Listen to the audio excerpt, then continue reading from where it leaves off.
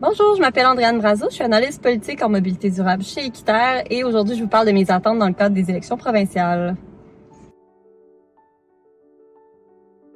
La crise climatique, c'est maintenant. Moi, je fais partie du 73% de Québécois et Québécoises qui s'inquiètent des impacts de la crise climatique sur notre mode de vie, sur notre sécurité, notre santé, nos finances aussi.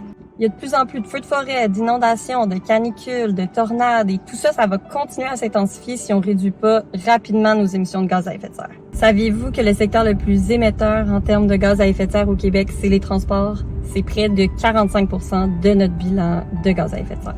Pourquoi c'est notre problème? Parce qu'il y a de plus en plus de véhicules sur les routes, sont de plus en plus gros et ils parcourent des distances de plus en plus grandes.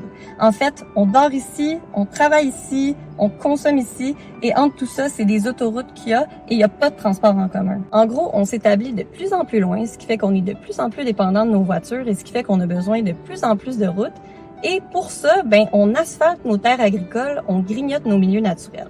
Donc ce cercle vicieux-là, il faut le défaire, il y a vraiment urgence d'agir. Laissez-moi vous dire ce à quoi je m'attends des partis politiques dans le cadre de la prochaine campagne électorale. Premièrement, on veut que les partis s'engagent à arrêter l'étalement urbain et à arrêter de construire des routes et des autoroutes à n'en plus finir.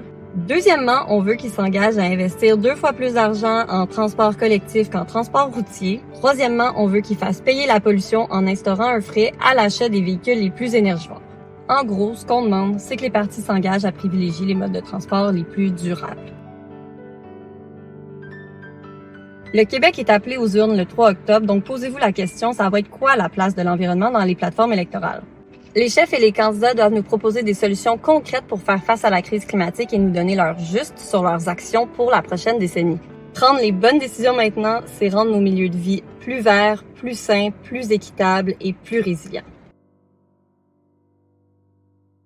Saviez-vous que voter, c'est le geste individuel le plus fort qu'on peut faire pour réduire nos émissions de gaz à effet de serre? On peut manger moins de viande, on peut prendre notre vélo, c'est bien, mais ce qui a le plus d'impact, c'est de voter pour des partis ou des candidats qui priorisent l'environnement. Alors, je compte sur vous le 3 octobre, allez voter pour l'environnement.